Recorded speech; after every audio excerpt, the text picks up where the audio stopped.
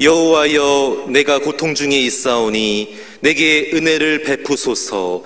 내가 근심 때문에 눈과 영혼과 몸이 쇠하였나이다. 내 일생을 슬픔으로 보내며 나의 연수를 탄식으로 보내며 내 기력이 나의 죄악 때문에 약하여지며 나의 뼈가 쇠하도소이다. 내가 모든 대적들 때문에 욕을 당하고 내 이웃에게서는 심히 당하니 내 친구가 놀라고 길에서 보는 자가 나를 피하였나이다. 내가 잊어버린 바 됨이 죽은 자를 마음에 두지 아니함 같고 깨진 그릇과 같으니이다. 내가 무리의 비방을 들었으므로 사방이 두려움으로 감싸였나이다. 그들이 나를 치려고 함께 의논할 때에 내 생명을 빼앗기로 꾀하였나이다. 여호와여, 그러하여도 나는 주께 의지하고 말하기를 주는 내 하나님이시라 하였나이다. 나의 앞날이 주의 손에 있사오니 내 원수들과 나를 핍박하는 자들의 손에서 나를 건져 주소서. 주의 얼굴을 주의 종에게 비추시고 주의 사랑하심으로 나를 구원하소서. 아멘. 한 젊은이가 서울 노량진의 한 입시 학원에서 강사로 일하고 있었습니다. 그의 제자들 가운데 가난해서 신문 배달이나 칠판을 닦으면서 알바로 해서 학원비를 내는 애들이 있었습니다. 물론 수백만 원 고액가에 비하면 아무것도 아니지만 그 작은 학원비마저도 신문 배달을 한다거나 또 칠판을 닦는 알바를 통해서 이 학원비를 내야 되는 모습을 보면서 안타까워했습니다. 그래서 그들에게 어둠 속에서 빛을 찾아가는 사람들의 이야기들을 이렇게 들려주곤 했는데, 어느 날 그런 학생들을 주인공으로 해서 서울 단동네 사람들이 가슴 찡한 사건을 글로 쓰기 시작합니다. 7년의 시간을 거쳐서 마침 한 권의 책을 냈는데, 이 책을 내는 가운데 너무 많은 스트레스를 받아서 우울증에 걸리기도 하고요, 또한 불면증에 시달리기도 했습니다. 기가 올리는 이명 현상 때문에 교회 예배당 안에 들어가지 못하고 밖에서 설교를 듣기도 했고요, 심한 어지러움 때문에 딸이 타고 다니는 킥보드를 지팡이처럼 끌고 다닐 때도 있었습니다. 그럼 골방에 처박혀서 하는 거 씨름합니다. 하나님 도와주시옵소서. 한 길이 열려지게 하여 주시옵소서. 내 어느 날 마음속에 들려온 하나님의 음성이 있었습니다. 네가 쓴 책에 내가 날개를 달게 해주리라. 그때 이 젊은이 이렇게 말합니다. 하나님, 그렇다면 제가 TV에 나가서 1시간만 말할 수 있게 해주세요. 하나님께서 제안했던 내용이 과연 이루어질까 생각했는데 하나님께 뜻밖에도 그 내용을 들어주셔서 KBS TV 프로그램 TV 책을 말하다는 책에서 그가 썼던 책에 대해서 이야기를 하게 됩니다. 이 책이 바로 연탄길이라고 하는 책인데, 이 TV에 나와서 이야기함으로 말미암아 그 책이 베스트셀러가 돼서 50만 권이나 팔리는 귀한 은혜가 있었습니다. 많은 사람이 서로 노력하고 애쓰면서 성공하길 원합니다. 근데 노력한다고 성공되는 것도 아닙니다. 오늘 환경이 어렵다고 해서 항상 내게 닫혀져 있는 것은 아닙니다. 자, 그렇다면 우리가 성공과 실패는 어디 있는 겁니까? 내 노력이나 애씀이 있습니까? 환경이 있습니까? 오늘 본문의 말씀에 보게 되면은 다윗은 이렇게 고백합니다. 역대상 29장의 말씀을 한번 보겠습니다. 역대상 29장 11절부터 12절 말씀을 한번 읽어보겠습니다. 역대상 29장 11절 12절 시작. 여호와여, 위대하심과 권능과 영광과 승리와 위엄이 다 주께 속하여 싸우니 천지에 있는 것이 다 주의 것이로소이다. 여호와여, 주권도 주께 속하여 싸우니 높으사 만물의 머리심이니이다. 부와 기가 주께로 말미암고 또 주는 만물의 주제가 되사 손에 권세한 능력이 있사오니 모든 삶을 크게 하심과 강하게 하심이 주의 손에 있나이다. 아멘. 모든 것 주의 손에 있다고 하는 겁니다. 여러분, 우리 인생이 발버둥 쳐도 주의 손아귀에 다 있는 겁니다. 사업의 성공과 실패도 주의 손에 달려 있고요, 모든 삶을 크게 하심과 강하게 하심이 주의 손에 있다고 하는 이 다윗의 고백처럼 우리 성도들의 고백이 바로 이런 고백이 되어야 된다고 하는 겁니다. 그런 고백이 오늘 우리가 읽은 시편 31편을 쓰게 만들었는데, 다윗은 오늘 시편 31편 15절 이렇게 고백합니다. 한번 읽어보겠습니다. 시편 30편 15절 시작. 나의 앞날이 주의 손에 있사오니 내 원수들과 나를 핍박한 자들의 손에서 나를 건져 주소서. 나의 앞날이 주의 손에 있사오니 내 온수들과 나를 핍박하는 자들의 손에서 나를 건져 주소서. 다윗이 이 글을 쓸 때는 참 위기 가운데 있었습니다. 육체적으로, 정신적으로, 영적으로 아주 공고한 상황 가운데 있었습니다. 얼마나 많은 스트레스를 받았는지 육신의 질병이 왔습니다. 한 걸음도 내딛기 어렵습니다. 10절에서 보게 되면 내 기력이 내 죄악이 때문에 약해지며 나의 뼈가 쇠하도다 그렇게 고백합니다. 너무 급심한 고난 가운데서 기력이 떨어지고 뼈가 쇠해졌다고 하는 겁니다. 여러분 한번 생각해 보십시다.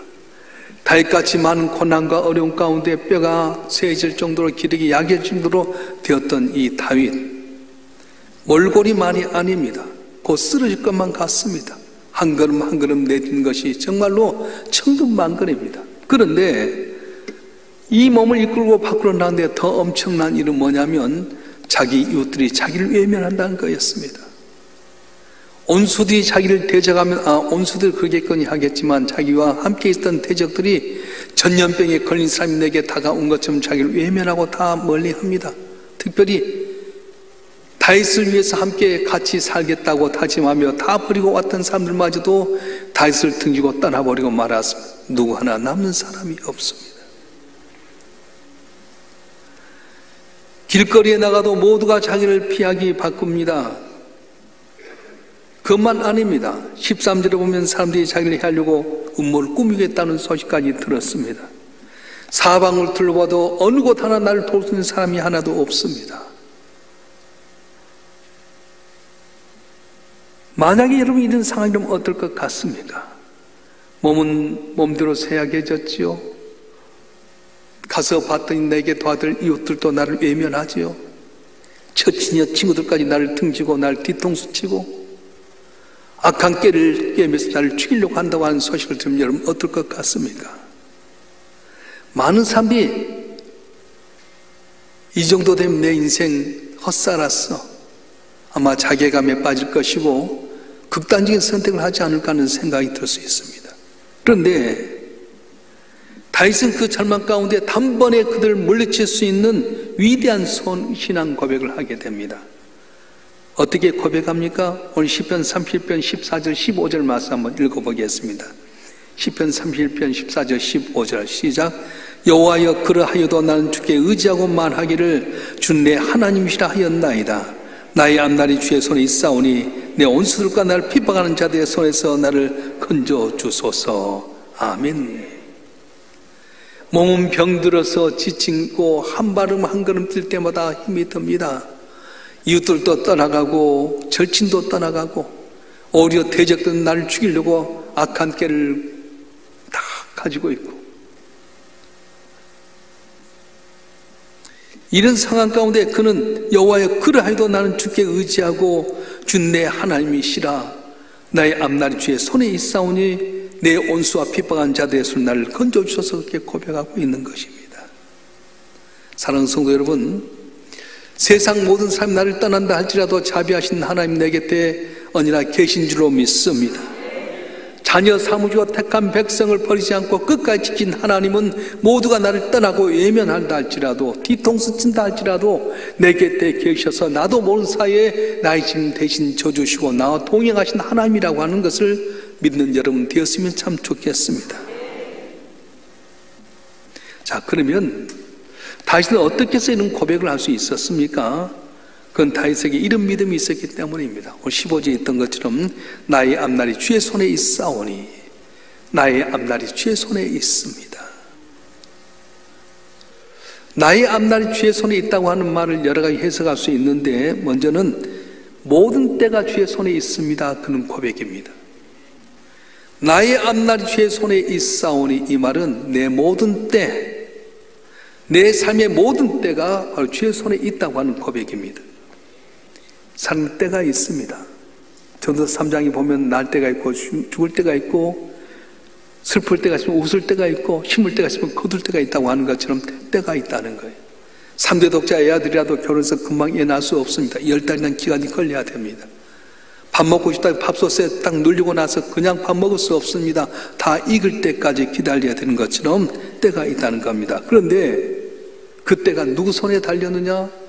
하나님 손에 달렸다는 거예요.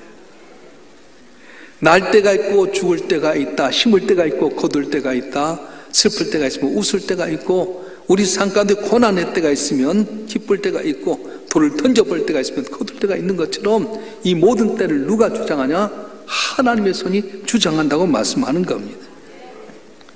지금 비록 몸이 지쳐서 걷기도 힘들고 이웃들도 나를 배반하고 또한 언젠가는 이 온순히 나를 대적하지만 이 때가 항상 있는 것이 아니라 주님 나를 회복할 때가 바로 있다 하는 믿음을 가졌습니다.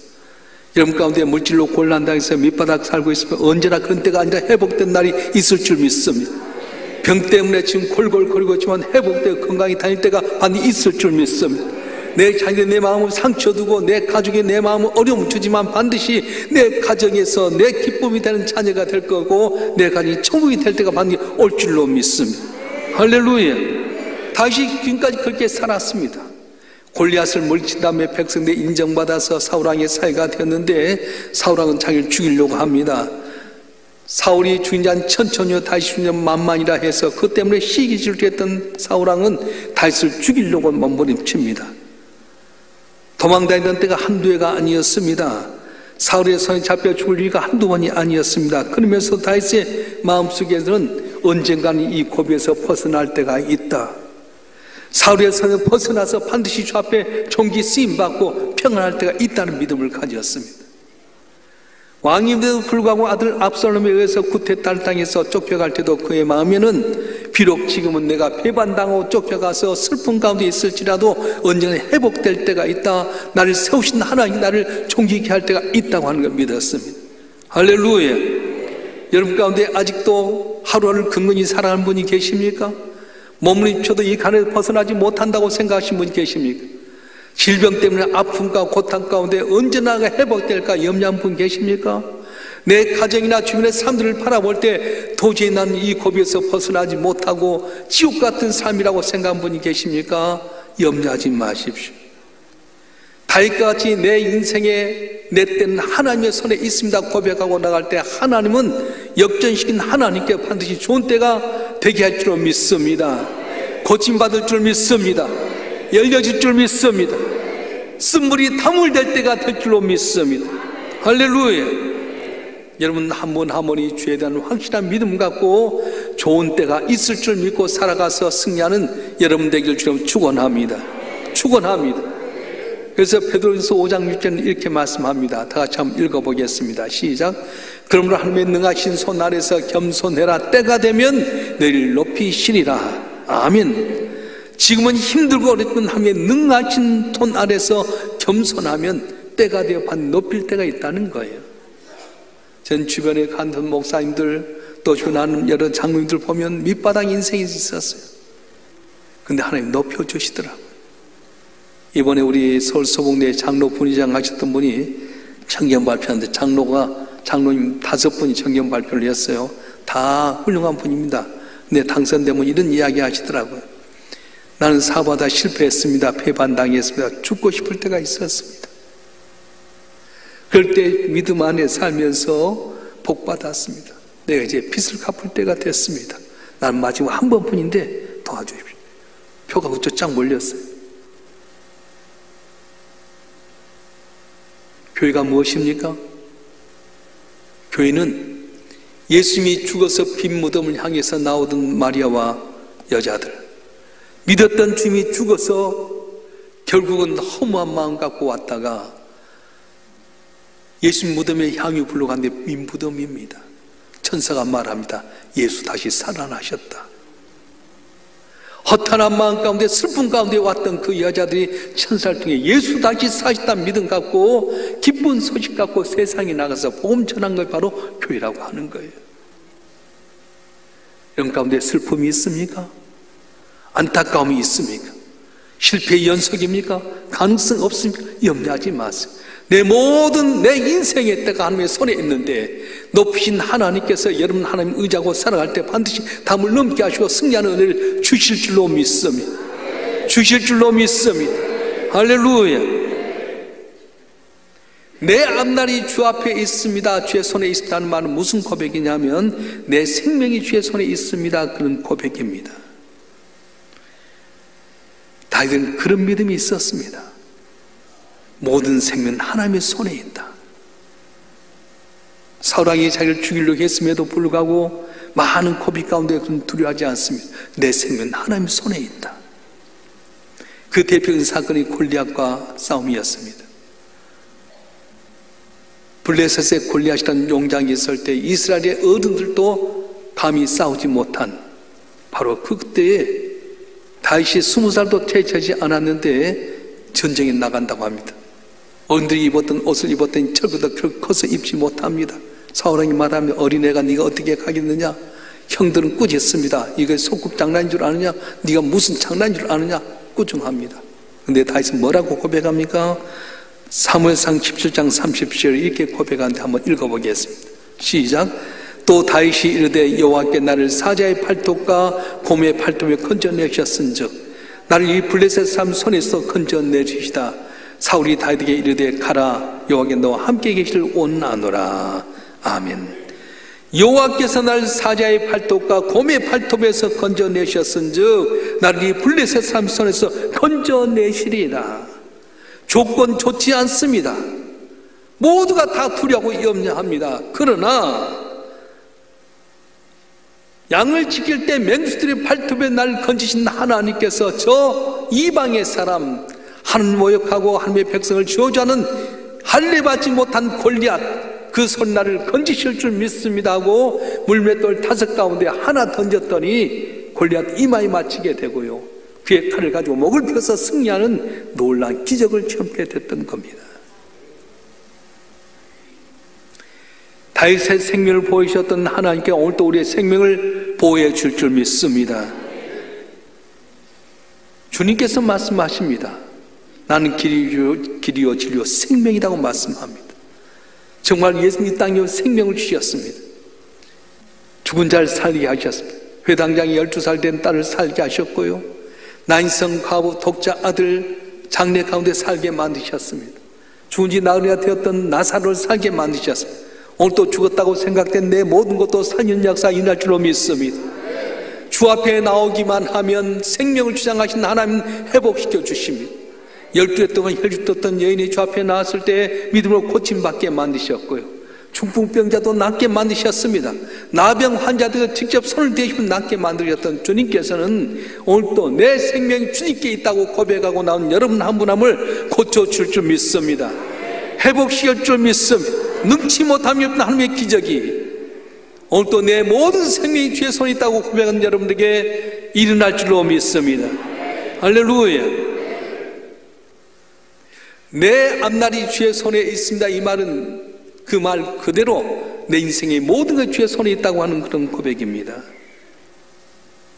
우리 인생이 내 인생은 내 것이라고 아무리 외쳐봐도 하잘것없는 우리 인생이 내 인생을 어떻게 책임질 수 있겠습니까? 내 인생이 어리석은 인간의 손아귀에 있어서는 안 된다고 합니다. 한치 앞도 내를 알지 못한 우리가 어찌 내 인생을 거기에 맡길 수 있습니까? 대통령에 맡길 수 있습니까? 재벌에게 맡길 수 있습니까? 우리나라 대통령 되면 얼마나 곤란당합니까?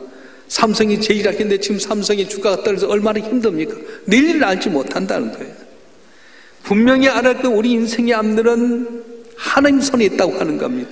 사주팔자 보는 사람이 있지 않습니다. 점쟁이 있지 않습니다. 하나님께서 우리 인생의 앞길을 책임지시고 주장하시는데 하나님께 맡기기만 하면 놀라운 은혜를 베풀어 준다고 말씀하셨어요. 그러니까 여러분 직장생활 가운데도요, 힘있고 빽있는 사람에게 달려가서 잘 보려고 뇌물 주거나 그 굽신할 필요 없어요. 상사들이 여러분을 높이고 내핀 건 아닙니다. 하나님이 그들을 통해서 역사하신 거지 그들이 스스로 한 건 없습니다. 의사가 우리 병을 고친 것 같지만 하나님께 의사를 도구로 사용해서 고치는 거지 의사가 고친 건 아니라고 하는 겁니다. 사람은 단지 도구일 뿐이라는 거예요. 페르시아 아수르 왕 때에 아말렉의 아각 왕의 후손이다 하만이라고 하는 사람이 국무총리가 되었습니다. 그런데 그 성문에 모르드게라는 유대인이 있었습니다. 모두가 다 하만 국무총리 고개를 숙이는데 모르드게만 고개를 숙이지 않습니다. 왜냐하면 모르드게는 자기의 온수였던 아말렉의 사람 바로 아각의 후손이 국무총리가 되었는데 그 고개 숙일 수 없다는 거예요. 어느 날 하만이 다 간데 고기인데 자기 고기 안 숙이는 모두기를 보면서 화가 나서 저놈이 어떤 놈이냐? 배경을 살펴보니까 유대인이었습니다. 자기 조상과 싸웠던 유대인들, 저것들 싹 쓸어버려야 되겠다. 그래서 아하수에게 뇌물을 주면서 유대인들은 반역하기 좋아합니다. 배반하기 좋아합니다. 쓸어버려야 됩니다. 그래서 왕의 의인을 받아서 12월 13일 날 유대인 멸족시키로 의인을 딱 받았습니다. 그때 왕후가 되었던 에스더에게 모르드가 나가서 말합니다. 왕후여, 지금 우리가 위기에 있습니다. 당시 왕이 나가서 우리를 도와달라고. 그 당시에 왕이 부르기 전에 나가면 다 암살했던 사람 많기 때문에 왕이 부르기 전에 가면 누구도 다 죽임 당하게 됩니다. 에스더는 이걸 알았기 때문에 내가 왕에 나간 지 한 달이 됐습니다. 부름받은 지 한 달이 넘었습니다. 왕이 부르기 전에 가면 죽습니다. 할 수 없습니다. 우리 민족은 하나님의 손에 의해서 어떻게 살지 모르지만 너는 이때를 왕이 됐는데 이때 네가 안 하면 너와 내 가문은 망하게 되리라. 그러나 우리는 하나님의 손에 의해 살아나리라. 에스더가 말합니다. 그러면 여러분이 내가 3일 동안 먹지도 않고 마시지도 않고 하나님께 금식하며 기도하겠습니다. 우리 모든 민족이 하나님 앞에 우리 민족을 살려달라고 기도하십시오. 내가 주면 죽으리 다 나가겠습니다. 3일 동안 물도 마시지 않고 금식하면서 아수르 왕에 나갔더니 아수르 왕의 마음속에 감동을 주신 하나님께서 그 물을 내밀게 됩니다. 왕후여, 원하는 것이 있으면 내 나라 절반이 더 주겠다. 역전되는 역사가 있었습니다. 아수르 왕의 마음을 놓은 게 누구겠으면 하나님이셨다고 하는 거예요.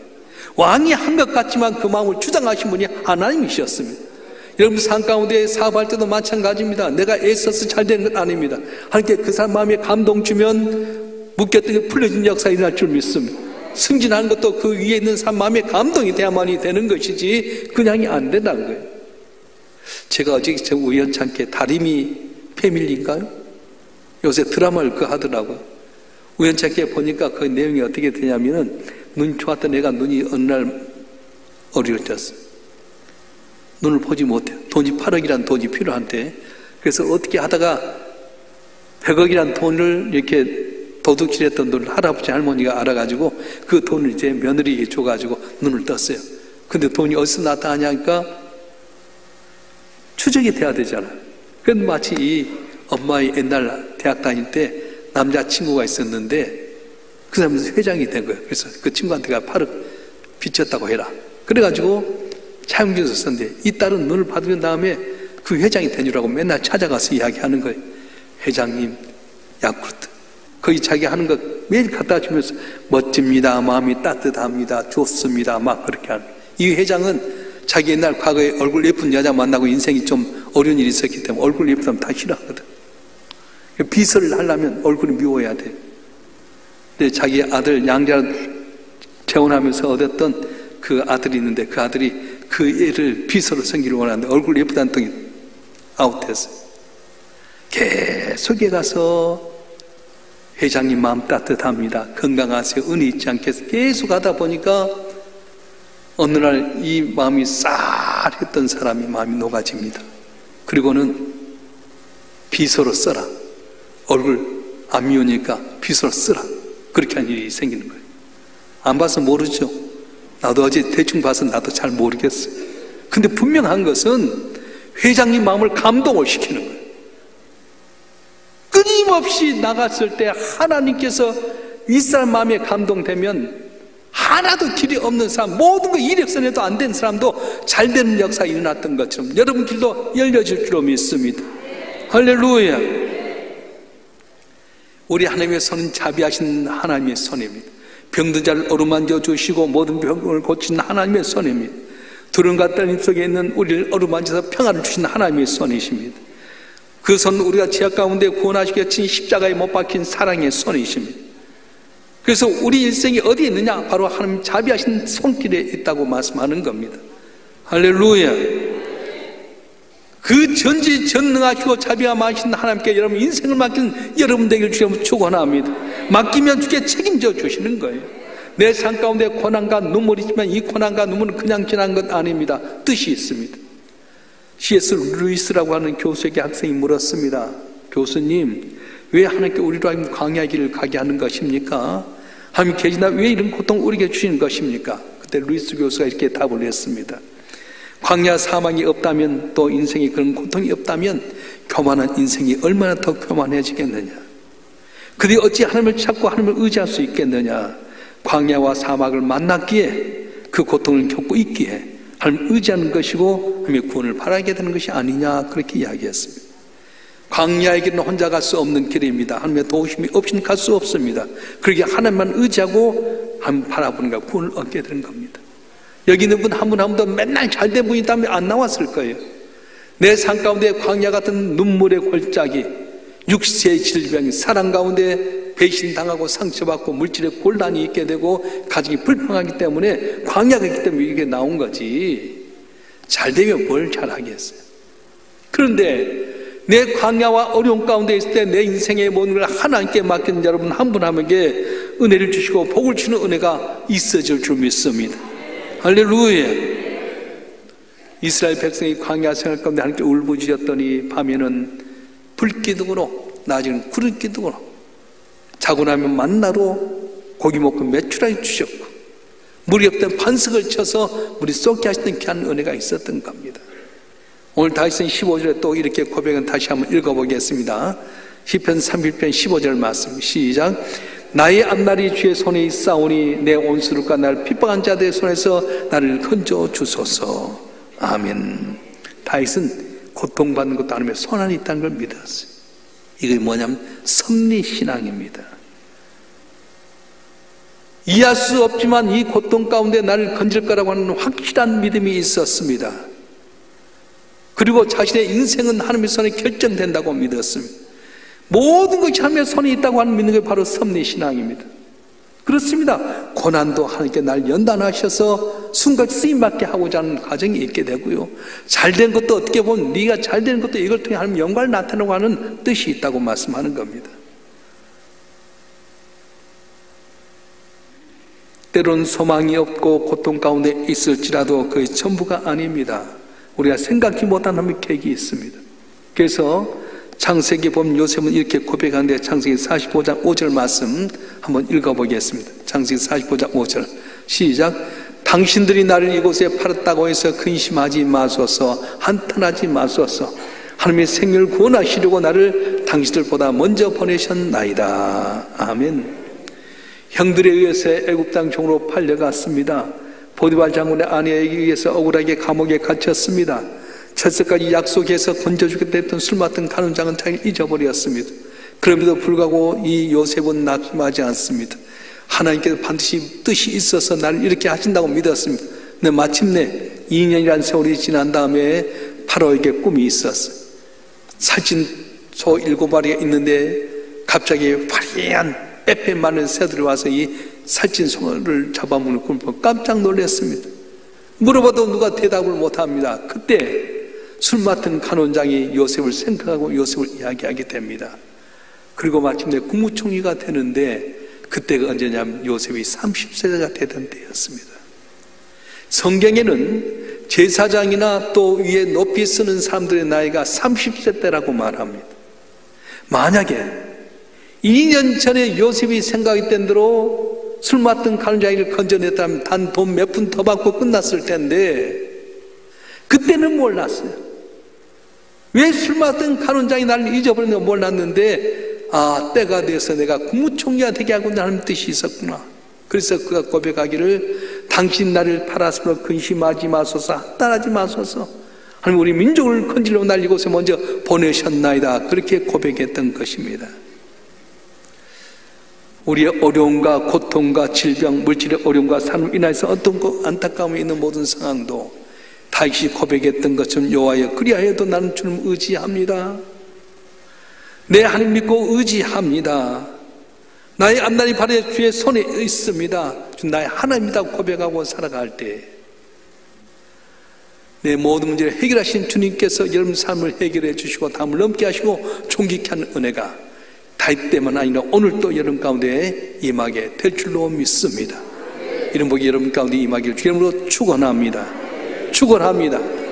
기도하겠습니다.